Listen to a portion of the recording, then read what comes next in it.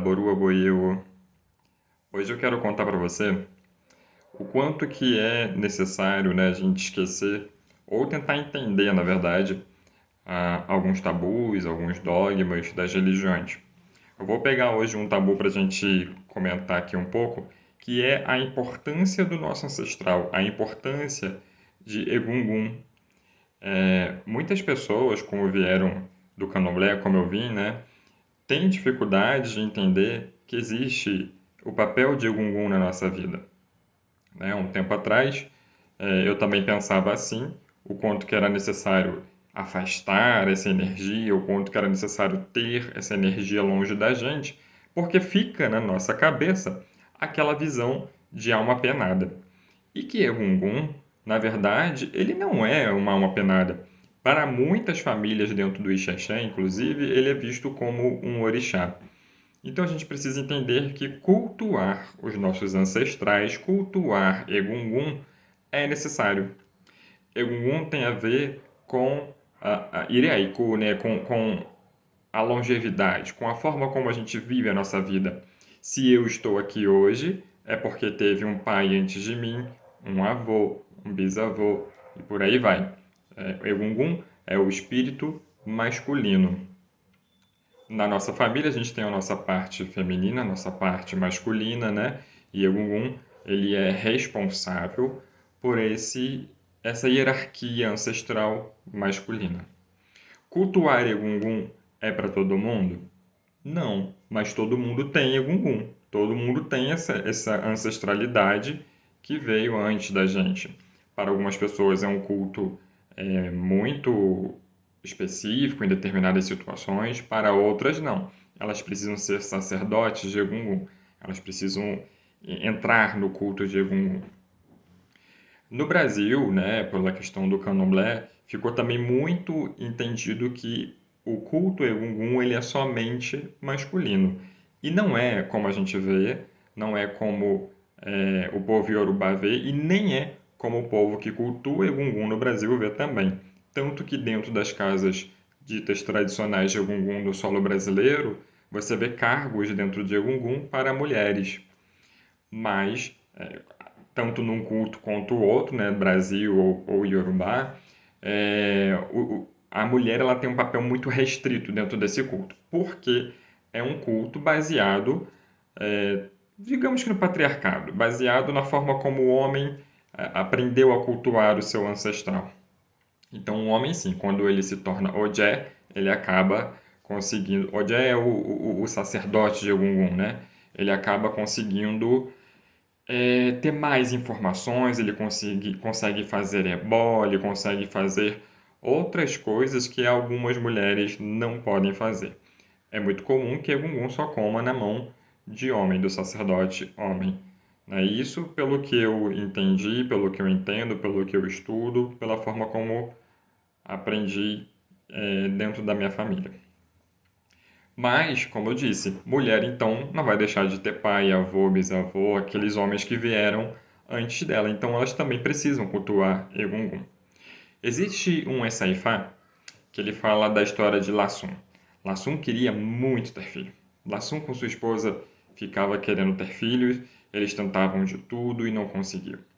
Até que, em determinado momento, eles decidiram visitar o Babalaô. Estavam tão desesperados que não conseguiam ver outra possibilidade, né? Todas as tentativas já estavam esgotadas e eles visitaram o Babalaô. Chegando no Babalaô, o Babalaô fez Ifá de Dá, nasceu Oyekumedi.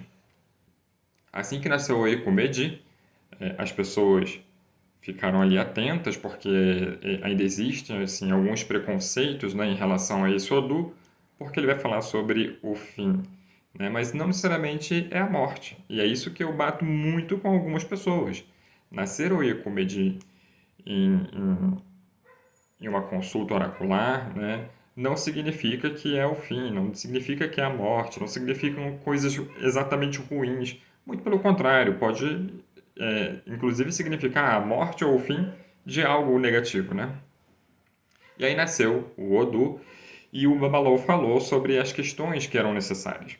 O Babalô falou sobre a necessidade de cultuar o orixá esquecido, a necessidade de cultuar Egungun, né? E que eles, se não fizessem aquilo, eles chorariam muito por não conseguir ter filhos. Ou seja, ainda que o Ilkomedi pudesse falar de morte, né, ele estava falando sobre trazer a vida para a Terra. E aí cultuar Egungun justo para que se tenha a vida, justo para que a gente entenda o nosso caminhar, justo para que a gente saiba qual é o nosso percurso, né, para entender o peso positivo, digamos assim, né, daqueles que vieram antes da gente. Quando Egungun é muito bem cultuado, a gente consegue alcançar maravilhas na nossa vida. De fato, é a força ali de um ancestral atuando, né? Nossa, quem vai querer meu bem? Aquele que veio antes de mim. Seja porque eu vou levar o nome dele adiante, seja porque ele está vendo o legado dele, seja porque ele consegue alcançar coisas que muitas das vezes até um orixá não vai conseguir alcançar, né? Então, cultuar Egungun, ele não precisa ser um culto medonho, é um culto restrito, como eu disse, mas é um culto necessário, né? Quando a gente está falando sobre essa longevidade, sobre deixar um legado, a gente está falando sobre o culto de Egungun. A gente está falando sobre o culto desse ancestral que veio antes da gente. E aí é muito importante a gente entender que eles têm história para contar, né? Então, se eu não faço alguma coisa hoje, foi porque alguém antes de mim não fez e porque esse antes dele também não fez. Porque cometeu um erro e corrigiu, por exemplo. Olhar para essa linha da história, olhar para a minha timeline, é olhar para a história dessa ancestralidade, é olhar para o culto de Egungun, né? É ter a sabedoria que esse Egungun veio deixar aqui na Terra. Então hoje eu venho desmistificar, quebrar um tabu, que é falar em nome de Egungun, para pessoas que têm esse preconceito, achando que Egungun é o Gasparzinho, é a alma penada que vai entrar na minha casa e vai fazer baderna, que vai entrar na minha casa e arruinar com a minha vida. Não, longe disso. Longe disso. Dentro da cultura iorubá, é muito importante que se cultue Egungun. É muito importante que se lembre dos seus ancestrais. Falo isso porque ontem foi Dia dos Pais, né, e muitas pessoas já perderam os seus. Lembrar deles não significa que você está prendendo eles aqui na Terra. Muito pelo contrário, você está cultuando seu pai, está cultuando Egungun sem saber até, né? Você está lembrando deles com uma forma positiva de reconhecimento. Então, sim, lembrar deles vai fazer todo sentido. E por mais que você não tenha contato ou não teve contato com o seu pai diretamente, né? Entenda que Egungun não é a personalidade do seu pai. É, na verdade, aquela força ancestral dos que vieram antes dele. Então, avô, bisavô, tataravô, por aí vai. E aí eu achei muito importante gravar esse vídeo, né, logo após o Dia dos Pais, para que as pessoas entendam que apesar de estarmos longe às vezes dos nossos pais, ou de não termos, ou de já termos perdidos eles, existe Egungun ainda assim, nos amparando, nos dando força, nos dando suporte, nos tornando uma pessoa melhor. Quando o Egungun abençoa a gente, é muito mais fácil de receber até a bênção dos outros orixás. Quando Egungun abençoa a gente, significa que a gente vai ter um bom caminhar sobre essa terra. E como eu disse, ainda que a personalidade, né, daquele homem tenha sido ruim para uma parte da minha história ou para a minha história, Egungun ainda pode me abençoar. Porque não é mais aquela personalidade, e sim a forma como o Egungun está me vendo. Como toda essa herança ancestral, toda essa carga ancestral vê a gente. E aí, Lassum, dentro do verso de Ifá, fez ebó, cultuou o orixá, cultuou Egungun e teve então a graça de ter um filho, né? Teve a graça obtida por conseguir cultuar aquilo que estava sendo esquecido. Às vezes a gente precisa lembrar daqueles que vieram antes da gente. Às vezes não. Nós precisamos lembrar daqueles que vieram antes da gente. Nós precisamos cultuar Egungun.